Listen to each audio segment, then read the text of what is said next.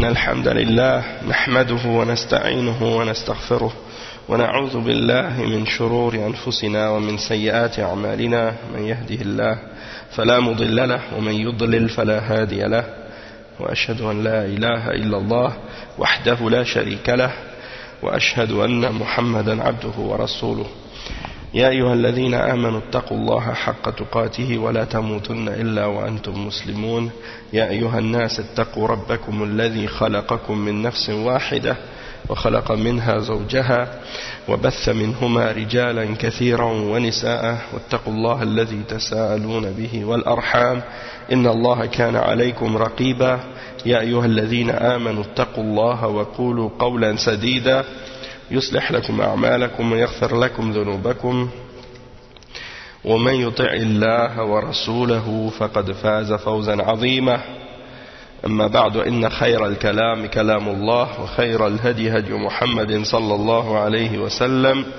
وإن شر الأمور محدثاتها وكل محدثة بدعة وكل بدعة ضلالة وكل ضلالة في النار أما بعد. Donc on continue les cours qui ont rapport avec les conditions de la salat dans le livre écrit par le cheikh Muhammad ibn Abdul Wahhab qui s'intitule Shurut as-salat wa arkanuha wa wajibatuha, c'est-à-dire les conditions de la salat ainsi que ses piliers et ses obligations. Et avec le sharh du cheikh Abdul Muhsin al-Abbad hafizahullah, le grand savant de Médine. Donc on est arrivé au cours numéro 10 où le cheikh explique maintenant Surat al-Fatiha. On est en train d'expliquer Surat al-Fatiha. Donc on est arrivé à la partie où le cheikh explique Iyyaka na'budu wa iyyaka nasta'in.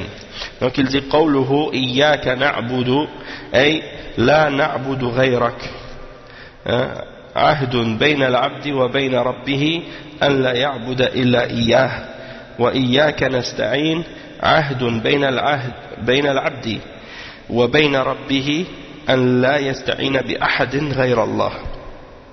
Donc le cheikh Mohammed ibn Abdul Wahhab rahimahullah, il mentionne donc que l'explication du verset Iyyaka na'budu wa iyyaka nasta'in dans Surat al-Fatiha, c'est-à-dire c'est toi seul que nous adorons.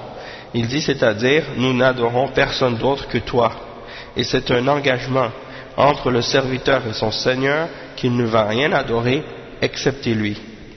Et Iyyaka nasta'in, ça qui signifie en français et c'est toi seul à qui nous demandons de l'aide, c'est un engagement entre le serviteur et son Seigneur qu'on ne va demander de l'aide à personne excepté à Allah subhanahu wa ta'ala. Le cheikh Abdul Muhsin al-Abbad il fait quelques commentaires sur ce passage-là. Il dit قال الله عز وجل وما خلقت الجن والإنس إلا ليعبدون وتقديم المفعول وهو إياك في العبادة والاستعانة فيه قصر واختصاص، قصر العبادة على الله واختصاصه بها، فلا يعبد إلا الله ولا يستعان إلا بالله، فلا يطلب العبد العون من الملائكة ولا الجن ولا الغائبين. أما طلبه العون من إنسان حاضر يقدر على إعانته ومساعدته في تحصيل نفع أو دفع ضر فهذا سائغ لا محظور فيه. Donc le cheikh explique que Allah Azza wa Jal, il a dit dans le Coran, nous avons créé les djinns et les hommes que pour qu'ils m'adorent. Nous avons créé les djinns et les hommes, je n'ai créé les djinns et les hommes que pour qu'ils m'adorent. Le verset 56 dans Surat al-Dhariyat.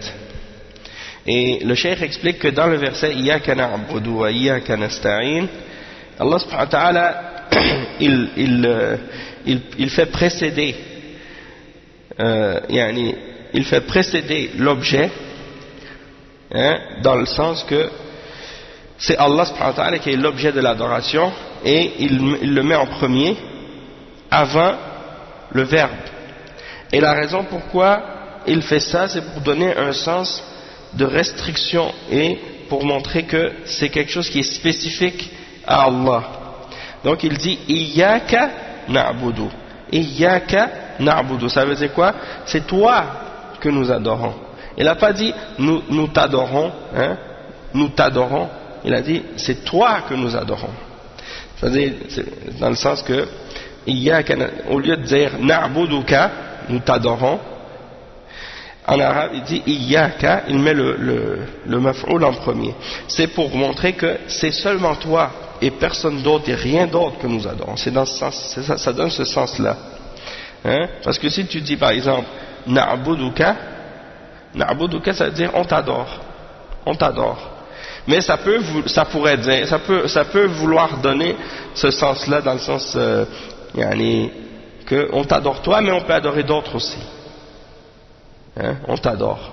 Mais quand on dit c'est toi que nous adorons, ça donne le sens que c'est seulement toi. Il n'y a personne d'autre que nous adorons que toi. Donc ça donne le sens de la restriction, puis le fait que c'est exclusif et c'est particulier à Allah subhanahu wa ta'ala, dans le sens qu'on n'a pas le droit d'adorer rien d'autre que lui. Et le cheikh il dit donc que personne ne doit être adoré excepté Allah, et personne, on ne doit demander l'aide de personne excepté l'aide d'Allah subhanahu wa ta'ala, et donc on n'a pas le droit de demander l'aide par exemple l'aide des anges ou l'aide des djinns ou l'aide des créatures qui sont absentes ou des êtres humains qui sont morts, hein, ou qui sont absents. Si quelqu'un fait ça c'est du shirk majeur, parce qu'il demande à quelque chose d'absent, quelque chose qui n'est pas là, quelque chose qui est pas présent. Tandis que si tu demandes de l'aide à un être humain qui est présent et qui est capable de t'aider, ça dans ce cas-là c'est pas interdit, hein, c'est permis. Tant que tu lui demandes quelque chose qu'il est capable de faire, hein, dans les limites de sa capacité, ça il n'y a pas de problème. Dans ce cas-là c'est quelque chose qui est permis, il n'y a pas de problème.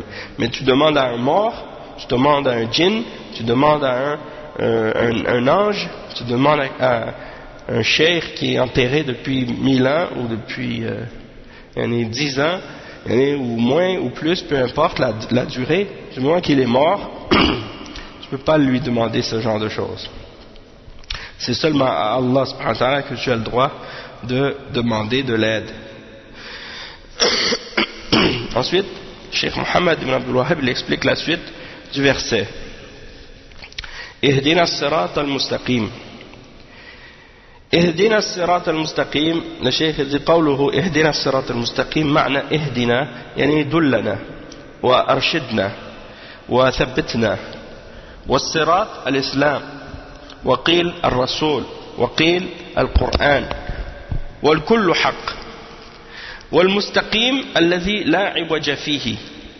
Donc le Cheikh il dit Ihdina as-sirat al-mustaqim, guide-nous sur le droit chemin, le chemin droit.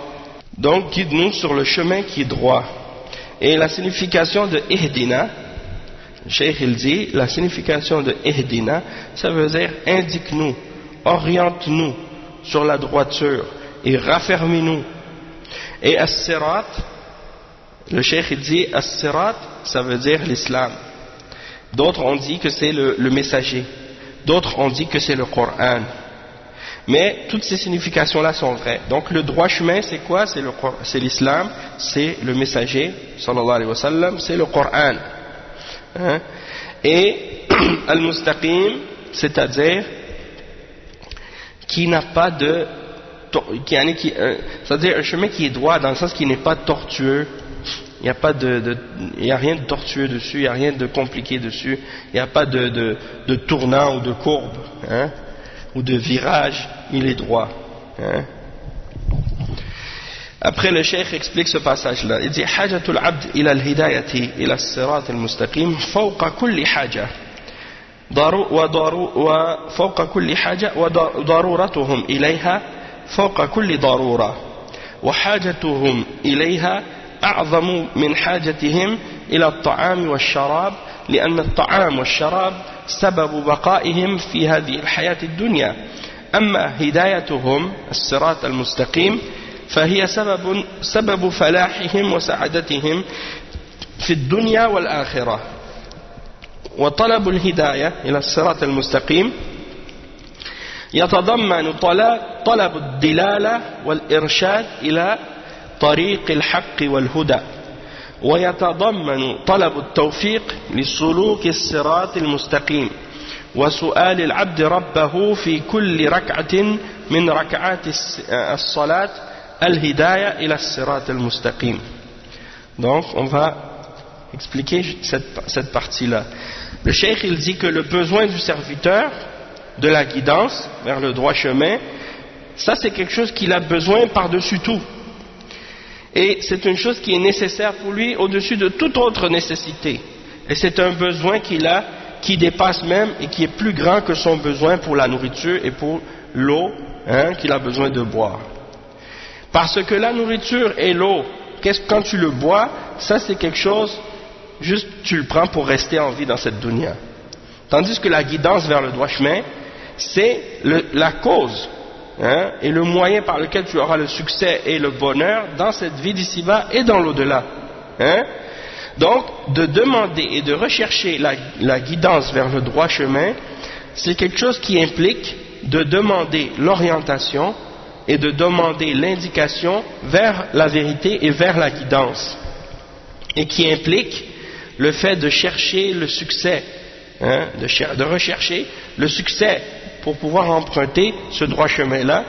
Et donc, le serviteur, quand il récite Surat al-Fatiha et qu'il dit Ihdina as-sirat al-mustaqim, il demande à son Seigneur dans chaque raka'a qu'il fait dans la prière de le guider vers le droit chemin.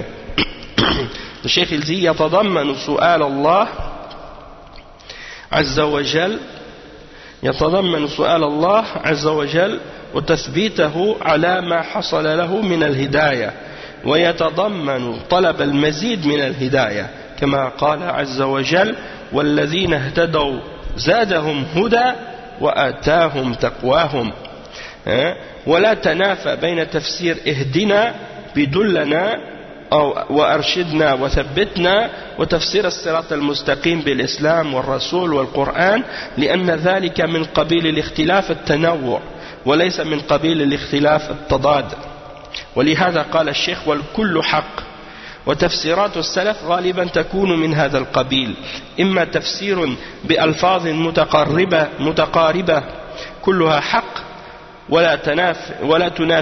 ولا تنافي بينها كما هنا وإما تفسير بالمثال وهو أن يفسر لفظ عام ببعض أجزائه مثل قوله تعالى ربنا آتنا في الدنيا حسنة وفي الآخرة حسنة فإن تفسير حسنة الدنيا بالزوجة الصالحة أو الولد الصالح أو المال الطيب ولا منافاة بينها وهو من قبيل التفسير بالمثال.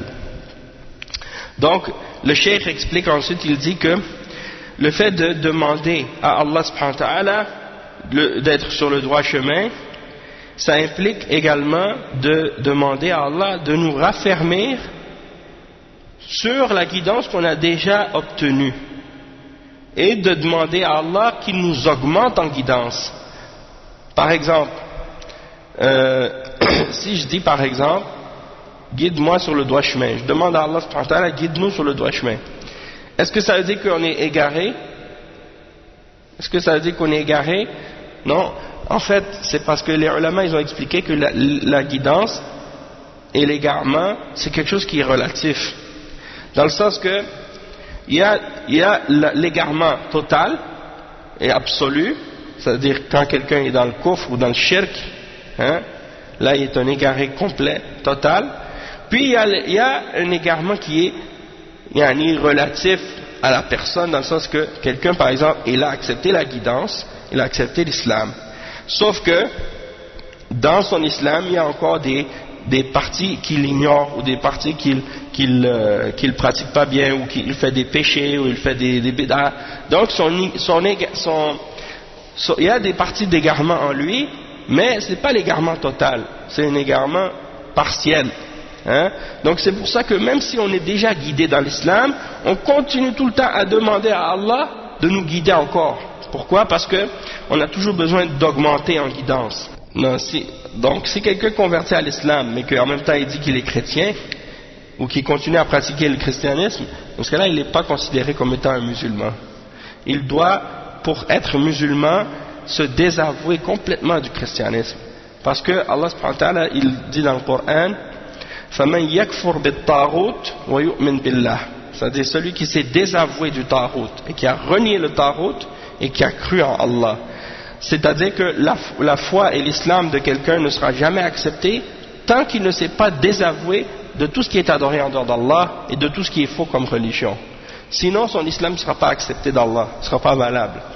D'accord? Et donc celui-là il n'a pas encore atteint la guidance, il est encore dans l'égarement total, jusqu'à ce qu'il se désavoue complètement du shirk et du kufr et du christianisme et de toute autre croyance de kufr et de shirk qui existe. Et Allah subhanahu wa ta'ala dit justement dans le verset 17 dans Surat Muhammad, et ceux qui ont été guidés, Allah les augmente en guidance et il leur donne leur piété. وَأَتَاهُمْ تَقْوَاهُمْ وَالَّذِينَ اهْتَدَوْا زَادَهُمْ هُدًى. Zad, ça veut dire min az-ziyada, ça veut dire augmenter, faire croître, faire grandir. Donc zadahum, ça veut dire il leur augmente en guidance. Walladhina ihtadaw zadahum huda, c'est-à-dire il les augmente en guidance. D'accord? Et ça c'est pour montrer que quelqu'un peut être guidé, mais il continue quand même à demander à Allah de la guidance pour qu'il soit encore plus guidé, avec plus de science, plus de pratique, plus d'application, plus de piété. Donc ça c'est la signification.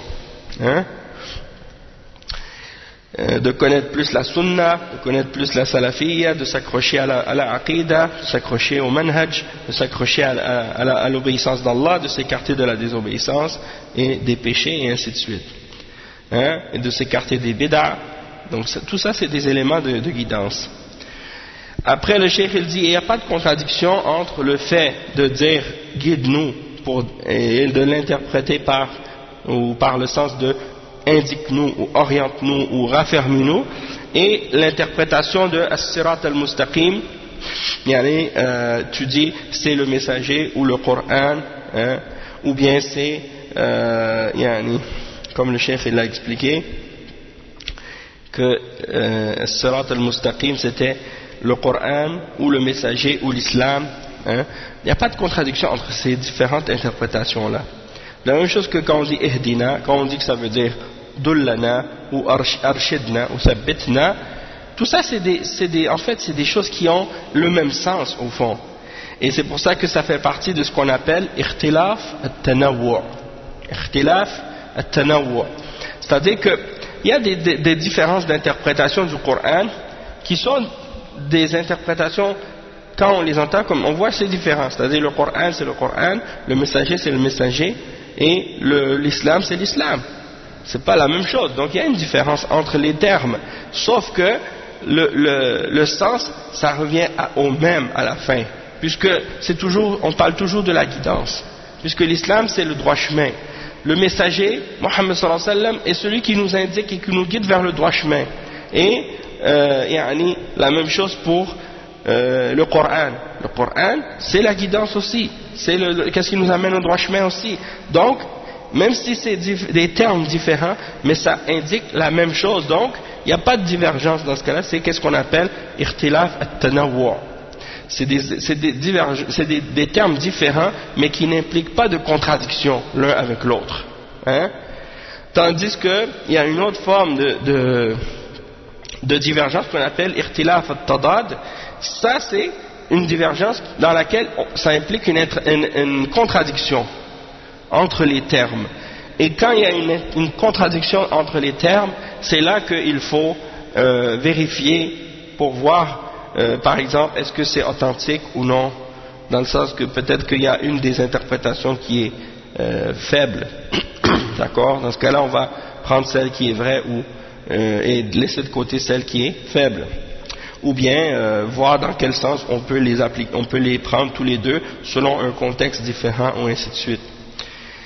Et le cheikh, c'est pour ça que, puisque dans cet exemple-là, le cheikh il mentionne que le droit chemin c'est l'islam ou le messager ou le Coran, il dit, et le cheikh il dit, wal kullu haq, c'est-à-dire toutes ces interprétations-là sont vraies, parce que elles sont toutes avec le même sens au fond.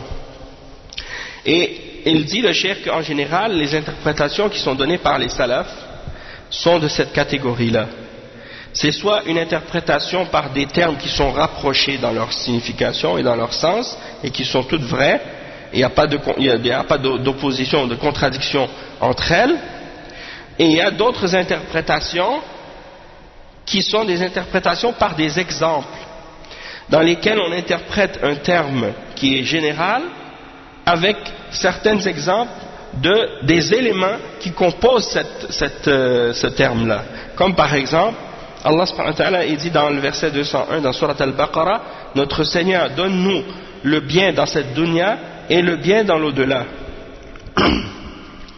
Et le cheikh explique que le bien, il a été interprété par le bien dans la dunya, il a été interprété par l'épouse pieuse, ou bien par un enfant pieux ou vertueux, et par une richesse, une bonne richesse, ou des biens qui sont bons. Donc, tout ça c'est des bonnes choses dans la dunya, mais c'est des exemples qui font partie de ce qui est bien de façon générale. C'est juste pour nous rapprocher le sens, pour nous donner des exemples. Donc c'est pour ça qu'il dit, ça c'est une forme de tafsir par al-mithal, c'est-à-dire en donnant des exemples de ce qui est bien dans la dunya. Mais on pourrait en donner plus. Après le cheikh il dit, l'explication de la suite du verset, قوله صراط الذين أنعمت عليهم غير المغضوب عليهم ولا الضالين طريق المنعم عليهم والدليل قوله تعالى ومن يطع الله والرسول فأولئك مع الذين أنعم الله عليهم من النبيين والصديقين والشهداء والصالحين وحسن أولئك رفيقا غير المغضوب عليهم وهم اليهود معهم علم ولم يعملوا به تسأل الله أن يجنبك طريقهم ولا الضالين وهم النصارى يعبدون الله على جهل وضلال تسأل الله أن يجنبك طريقهم ودليل الضالين قوله تعالى قل هل ننبئكم بالأخسرين أعمالا الذين ضل سعيهم في الحياة الدنيا وهم يحسبون أنهم يحسنون صنعا والحديث عنه صلى الله عليه وسلم لتتبعن سنن من كان قبلكم حذو القذة بالقذة حتى ولو دخلوا جحر ضب لدخلتموه قالوا يا رسول الله اليهود والنصارى قال فمن أخرجاه والحديث الثاني افترقت اليهود على 71 فرقة وافترقت النصارى على 72 فرقة وستفترق هذه الأمة على 73 فرقة كلها في النار إلا واحدة قلنا من هي يا رسول الله قال من كان على مثل ما أنا عليه وأصحابي. Donc le cheikh il explique, il dit, le cheikh Mohammed ibn Abdul Wahhab il dit le droit chemin, il explique ensuite la suite du verset, le chemin de ceux sur qui tu as mis ta grâce, et non pas le chemin de ceux qui ont encouru ta colère, ni de ceux qui se sont égarés ou des égarés. Le cheikh il explique, il dit le chemin de ceux qui ont reçu ta grâce ou sur lesquels il y a ta grâce, il dit la preuve de ceux sur qui Allah a mis sa grâce, c'est le verset 69 dans Surat An-Nisa. Allah subhanahu wa ta'ala dans ce verset là il explique qui sont ceux qui ont eu la grâce d'Allah. Il dit وَمَنْ يُطِعِ اللَّهَ وَالرَّسُولَ فَأُولَئِكَ مَعَ الَّذِينَ أَنْعَمَ اللَّهُ. Donc ça veut dire ceux qui obéissent à Allah et aux messagers, ceux-là sont ceux-là qui ont obéi à Allah et aux messagers, ceux-là sont avec ceux qui ont reçu la grâce d'Allah. Ils sont avec ceux qui ont reçu la grâce d'Allah subhanahu wa ta'ala, ou qui ont la grâce d'Allah sur eux, parmi les prophètes, les siddiqines, c'est-à-dire les véridiques, les martyrs, les shuhada, et les salihin, les vertueux. Et quelle belle compagnie que celle-là, hein, quelle belle compagnie. Donc c'est pour dire que ceux sur qui Allah a mis sa grâce, ce sont les prophètes, les véridiques, les martyrs et les vertueux, les pieux, et ceux qui sont avec eux. Hein. Donc ça c'est l'interprétation de ce verset dans Surat Al-Fatiha. C'est le verset 69 dans Surat An-Nisa. Et ceux qui ont eu la colère d'Allah, ce sont les Juifs, al-Yahoud. Et le cheikh explique pourquoi. Il dit pourquoi? Parce que ce sont des gens qui ont de la connaissance, mais qui n'ont pas appliqué cette connaissance. Ils n'ont pas agi selon la connaissance qu'ils ont.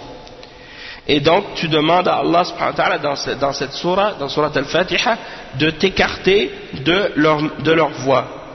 C'est-à-dire de ne pas être parmi ceux qui ont de la connaissance et qui ne l'appliquent pas, mais plutôt d'être parmi ceux qui ont de la connaissance et qui l'appliquent et qui agissent selon la connaissance qu'ils ont.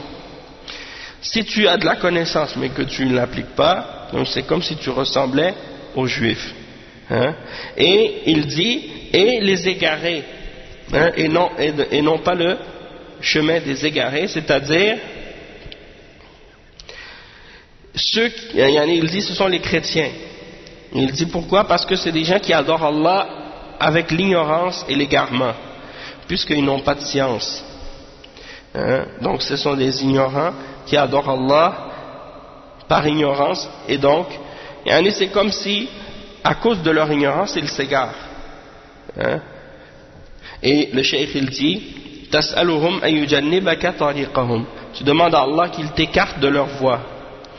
Et la preuve de ceux qui ont été égarés dans le Coran, c'est quoi le verset qui mentionne ça? C'est le verset dans Surat Al-Kahf, le verset 103. Allah subhanahu wa ta'ala il dit, voulez-vous qu'on vous apprenne qui sont les plus grands perdants en œuvre? C'est le verset 103. Et le verset 104, ceux qui ont gaspillé leurs efforts dans cette vie d'ici-bas, alors qu'ils s'imaginaient faire le bien. Ça c'est l'exemple des chrétiens. C'est l'exemple des gens qui adorent Allah par l'ignorance. Comme les soufis, parmi les musulmans, ceux qu'on appelle les soufis, hein, ils adorent Allah par ignorance. Donc ils font beaucoup d'efforts dans la vie d'ici-bas pour adorer Allah, mais ils adorent Allah par des innovations ou par des choses qui n'ont pas de preuves, qui ne sont pas basées sur la révélation. Et donc, à cause de ça, ils sont égarés, à cause de leur ignorance. Et le cheikh il dit ensuite, et également il y a un hadith à ce sujet, le hadith dans lequel le prophète sallallahu alayhi wa sallam dit, vous allez suivre les voies des juifs et des chrétiens pas à pas, jusqu'à ce que si l'un d'entre eux rentre dans le trou d'un lézard, vous allez rentrer avec eux. Et les sahaba ont dit, ô messager d'Allah, parles-tu des juifs et des chrétiens? Il dit, qui d'autre? Ça c'est rapporté par Al-Bukhari et Muslim. Donc c'est pour dire qu'il y a une partie de cette umma qui va suivre malheureusement les juifs et les chrétiens, et qui va être à leur exemple. C'est-à-dire qu'ils vont avoir de la science mais qu'ils ne vont pas l'appliquer, ou bien qu'ils vont être ignorants et qu'ils vont adorer Allah par ignorance. Et effectivement, on a trouvé dans la umma des musulmans malheureusement qui ont des catégories de ces deux groupes-là, comme le prophète sallallahu alayhi wa sallam l'avait annoncé. Toutefois, dans le deuxième hadith, c'est comme pour nous dire qu'il y a quand même un groupe des musulmans qui va suivre la vérité, puisque le prophète sallallahu alayhi wa sallam a dit dans le hadith que les juifs se sont divisés en 71 sectes, et que les chrétiens se sont divisés en 72 sectes, et que cette umma va se diviser en 73 sectes, et qu'elles seront toutes en enfer excepté une. Alors on a dit, ô messager d'Allah, laquelle, c'est-à-dire laquelle qui va être au paradis? Et le messager d'Allah sallallahu alayhi wa sallam a dit, c'est celle qui suit ce que je suis moi-même ainsi que mes compagnons. D'accord? Donc si tu suis ce que le messager d'Allah sallallahu alayhi wa sallam a suivi et que tu suis l'exemple de ses compagnons, eh bien là dans ce cas-là tu es du groupe sauvé. Et il y a un groupe sauvé qui va toujours exister dans la Ummah jusqu'à la fin des temps, qui va s'accrocher réellement au Coran et à la Sunna et à l'exemple des compagnons du prophète sallallahu alayhi wa sallam et des salafs, et c'est ceux qui s'accrochent à la voie des salafs et qui suivent la Sunna, c'est eux qui sont le groupe sauvé. Et donc comme on l'explique souvent aussi, c'est bien de mentionner peut-être pour éviter que les gens comprennent mal ce hadith, lorsqu'on parle des 73 sectes, ça ne veut pas dire que quand on dit qu'ils seront en enfer, tous en enfer excepté un, ça ne veut pas dire qu'ils sont tous des koufars. Mais ça veut dire quoi? Ça veut dire qu'ils sont, il y en a que c'est ça, il y en a que parmi eux ce sont des égarés ou des sectes de bid'a. Il y en a parmi eux que c'est des koufars qui vont aller en enfer pour l'éternité. Mais il y en a d'autres qui sont juste des égarés parmi les gens de bid'a ou parmi des pécheurs. Et ils vont être peut-être, donc ce hadith c'est une menace pour eux, pour dire que ces gens-là sont sous la menace de l'enfer. Peut-être que parmi eux Allah va faire miséricorde à certains d'entre eux et les faire entrer au paradis, et peut-être que certains d'entre eux vont être en enfer pour un certain temps, mais bien entendu tant qu'ils n'ont pas commis de shirk majeur ou de kufr majeur, ils ne vont pas être éternellement en enfer, ils vont sortir après un certain temps. Le cheikh il dit ensuite, donc le cheikh Abdul Muhsin al-Abbad hafizahullah, maintenant il va expliquer ce passage qu'on vient de lire, et il dit as-sirat al-mustaqim alladhi yas'alu al-muslim rabbahu an yahdiyahu iyyah huwa tariq al-mun'am alayhim min an-nabiyyin was-siddiqin wash-shuhada'i was-salihin kama qala 'azza wa jalla وأن هذا صراطي مستقيما فاتبعوه ولا تتبعوا السبل فتفرق بكم عن سبيله ذلكم وصاكم به لعلكم تتقون وهو يسأل الله في كل ركعة من ركعات صلاته أن يهديه طريق الحق والهدى وأن يجنبه طريق أهل الضلال والغواية من اليهود والنصارى وحديث لتتبعن سنن من كان قبلكم رواه البخاري ومسلم عن أبي سعيد وأوله عند البخاري بلفظ لتتبعن سنن من كان قبلكم شبرا بشبر ذراعا بذراع وعند مسلم باللفظ لتتبعن الذين من قبلكم شبرا بشبر ذراعا بذراع.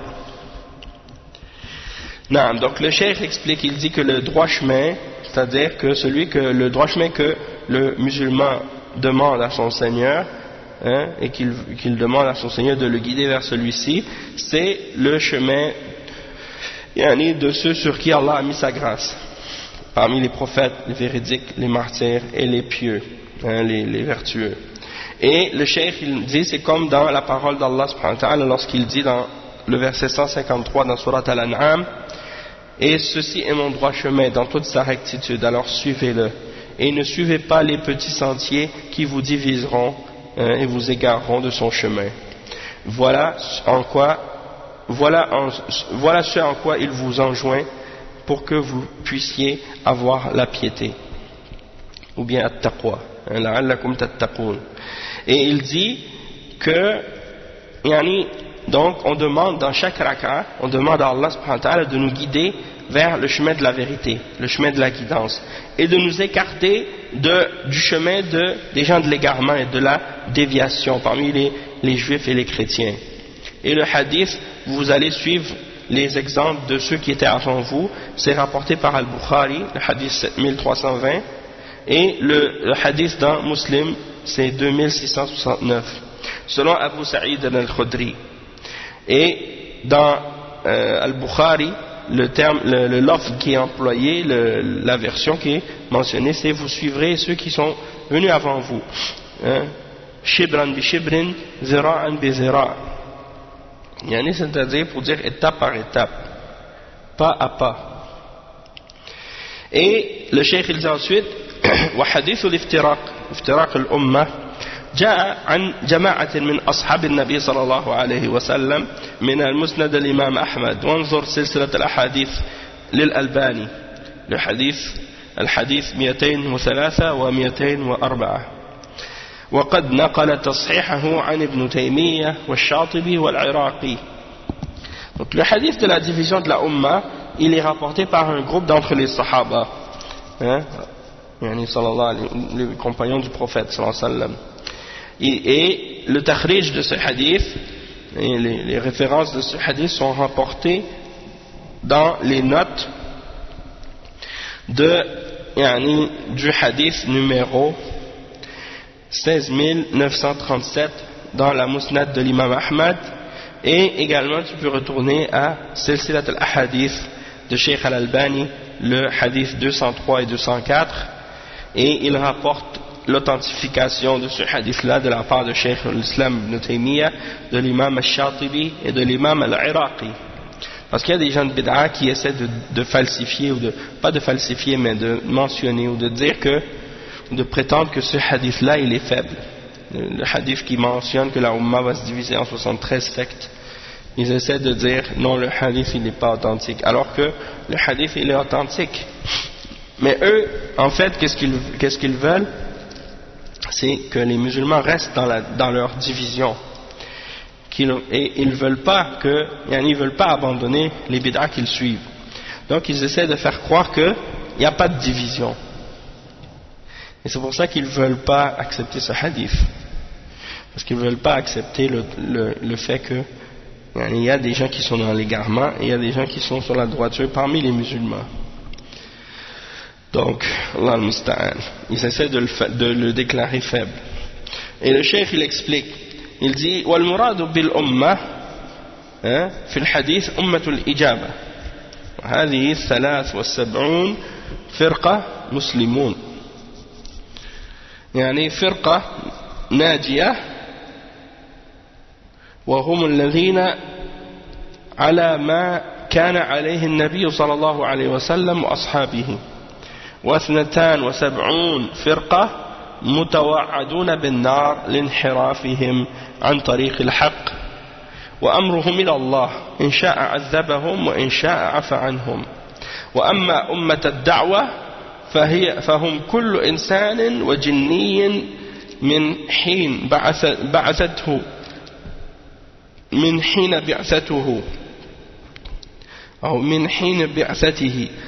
صلى الله عليه وسلم إلى قيام الساعة، ويدخل فيهم اليهود والنصارى وسائر ملل الكفر، لقوله صلى الله عليه وسلم والذي نفسي بيده لا يسمع بي أحد من هذه الأمة يهودي ولا نصراني ثم يموت ولم يؤمن بالذي أرسلت به إلا كان من أصحاب النار. رواه مسلم عن أبي هريرة رضي الله عنه وانظر فتوى شيخ الإسلام وفتاوى اللجنة الدائمة.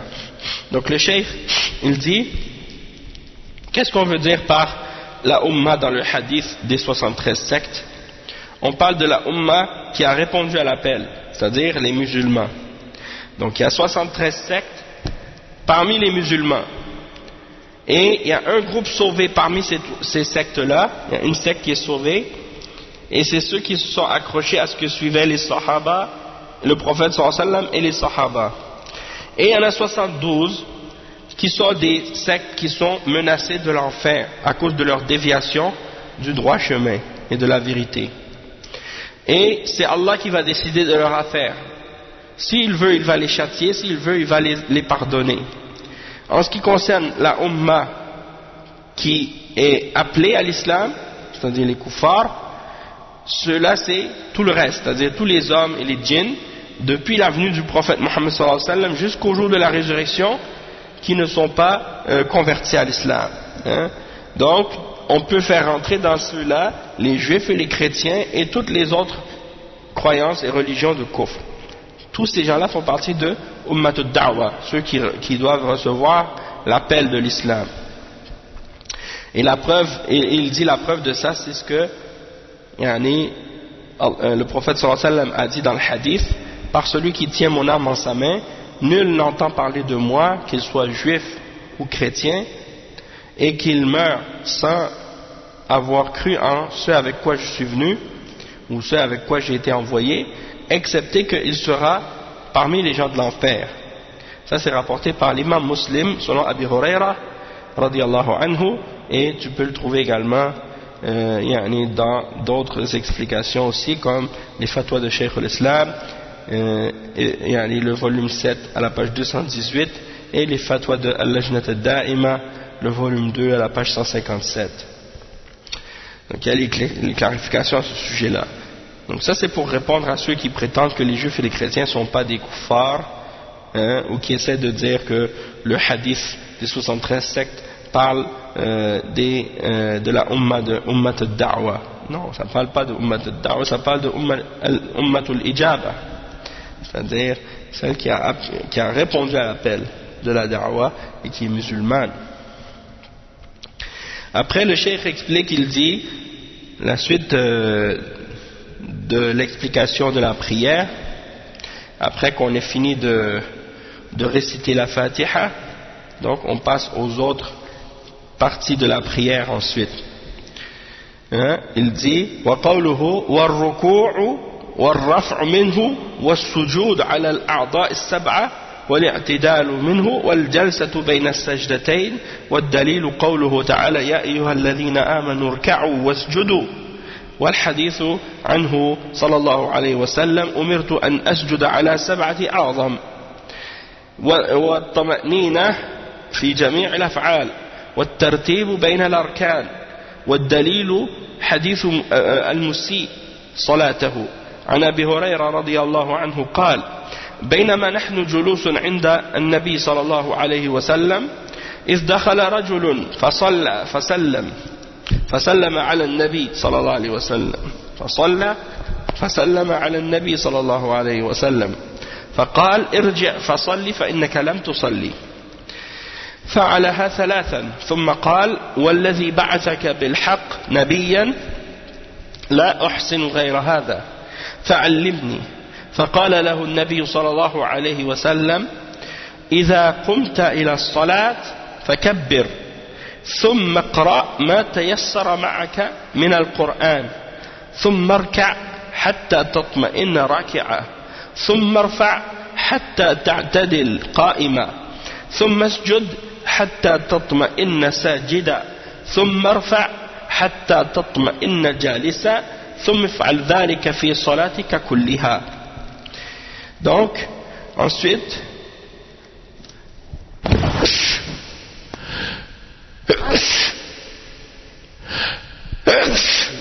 alhamdulillah, yahdikumullah wa yuslihu balakum. Donc le cheikh il explique, le cheikh Mohammed ibn Abdul Wahhab, il explique ensuite les piliers de la prière.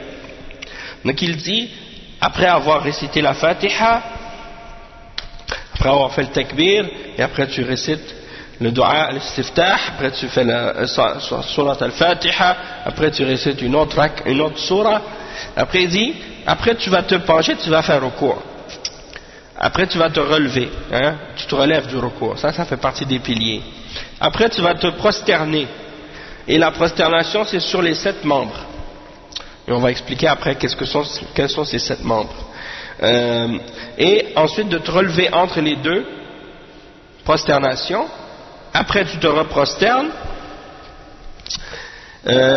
et la preuve de ça c'est le verset 77 dans Surat Al-Hajj. Allah subhanahu wa ta'ala dit ô vous qui avez cru, inclinez-vous et prosternez-vous. Et le hadith du prophète Mohammed sallallahu alayhi wa sallam, quand il dit j'ai été ordonné de me prosterner sur 7 membres, et at-tama'nina, c'est-à-dire de trouver le calme et la tranquillité dans chacun de tes mouvements. C'est-à-dire, at-tama'nina, c'est que quand tu fais tes mouvements dans la prière, et bien après, entre chaque mouvement, dans chaque mouvement que tu fais, tu dois prendre ton temps pour retrouver ton calme et ta sérénité.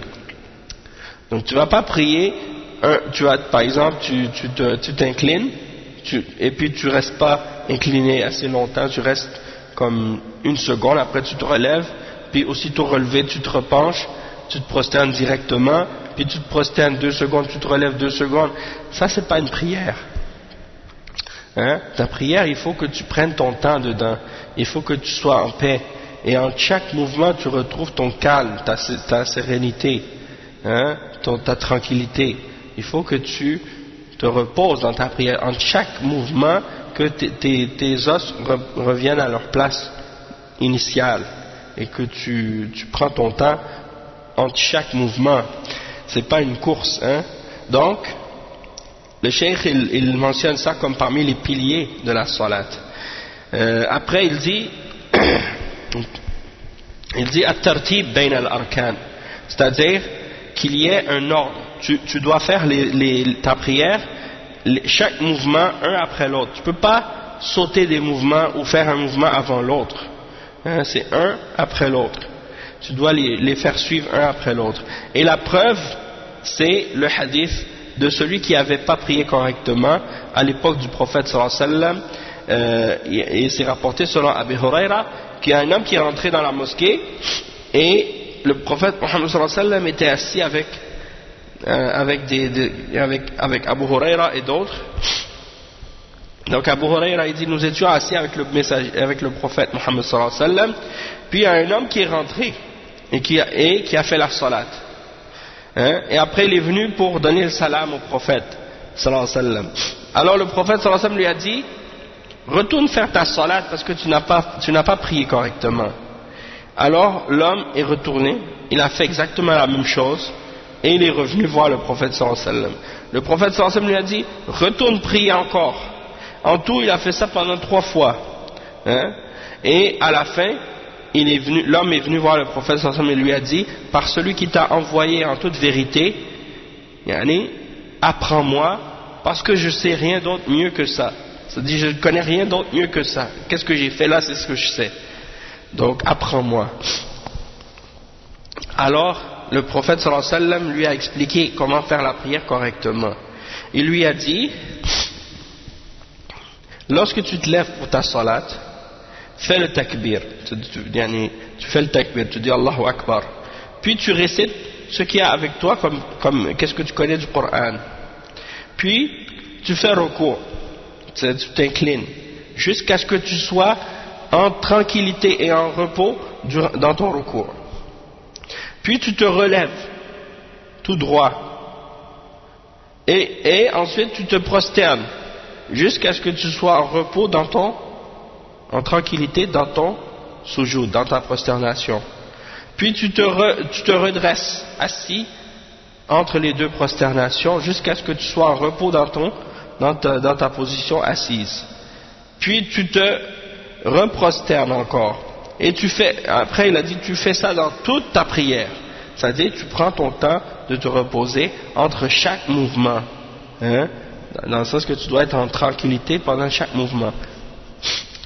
Et le cheikh il dit, cheikh Abdul Muhsin, il explique ce passage. Il dit هذه 7 من أركان الصلاة كلها أفعال وقد دل عليها جميعها حديث المسيء صلاته رواه البخاري ومسلم عن أبي هريرة رضي الله عنه وحديث السجود على الأعضاء 7 أخرجه البخاري عن ابن عباس رضي الله عنهما قال النبي صلى الله عليه وسلم أمرت أن أسجد على 7 أعظم على الجبهة وأشار بيده إلى أنفه واليدين والركبتين وأطراف القدمين ولا نكفت الثياب والشعر رواه مسلم أيضا. Donc on va expliquer cette partie-là. Le cheikh explique que les 7 piliers qu'on a mentionnés ici sont des actions et elles sont indiquées dans le hadith, elles sont toutes indiquées dans le hadith de celui qui a prié incorrectement. Celui qui a prié incorrectement, qu'on a mentionné dans le hadith tout à l'heure, qui est rapporté par Al-Bukhari et Muslim.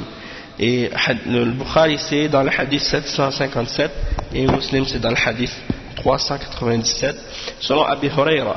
Et le hadith qui mentionne de se prosterner sur 7 membres il est rapporté par Al-Bukhari, le hadith 812, selon Ibn Abbas radiyallahu anhuma, il dit: j'ai été ordonné de me prosterner sur 7 membres, ou bien sur 7 os, et il mentionne le front, et avec son doigt il indique le nez. Donc le front et le nez, ça fait 1, les 2 mains, les 2 genoux et les deux bouts des pieds, ça veut dire, ça fait 7, hein? Les 2 pieds, les deux genoux et les 2 mains, ça fait 6, plus le nez et le front, ça fait 7. Et voilà, nakfitu thiyab wa sha'r, c'est-à-dire on ne va pas plier les vêtements ni les cheveux. Donc dans la salate, on n'a pas le droit de plier les vêtements ou les cheveux, c'est-à-dire faire des rebords ou rouler ou plier les manches ou les bas de vêtements. Et ça aussi c'est rapporté par l'imam Muslim, le hadith 490. والطمأنينة في الأركان الهدوء عدم العجلة فلا ينقر هذه الأفعال بل يطمئن فيها سواء طال الاطمئنان أو قصره. أما الترتيب فيأتي بها مرتبة، والقيام ثم الركوع ثم الرفع منه ثم السجود ثم الجلوس بين السجدتين، فلو سجد ناسيا قبل أن يركع وجب عليه أن يرجع ليأتي بالركوع ثم السجود، ولا يعتد بالسجود الذي حصل منه سهوا.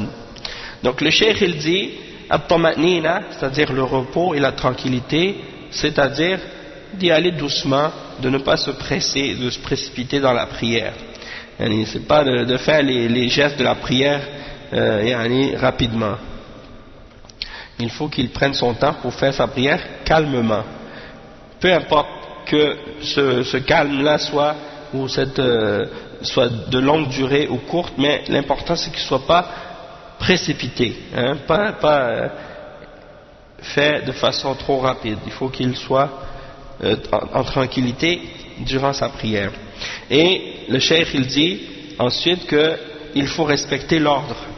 Il doit faire ces mouvements-là en ordre. En premier il est debout, il récite la Fatiha et ainsi de suite. Ensuite il s'incline, il se relève, ensuite il se prosterne, ensuite il s'assoit entre les 2 prosternations, puis ensuite il se prosterne encore. Si quelqu'un par exemple avant de faire le recours, il se tient debout puis là il tombe directement dans la prosternation avant d'avoir fait le recours, et bien dans ce cas-là il doit se relever. Il doit se relever et faire son recours avant de faire son sujoud. Et il ne tient pas compte du sujoud qu'il a fait avant de s'être incliné, quand il a fait ça par distraction par exemple. Donc on va s'arrêter ici, Inch'Allah, pour aujourd'hui, puis on continuera ça au prochain cours, Inch'Allah. Subhanakallahumma bihamdik, ashhadu an la ilaha illa ant, astaghfiruka wa atubu ilayk. Barakallahu fikum wa jazakumullahu khairan. Wassalamu alaykum wa rahmatullahi wa barakatuh.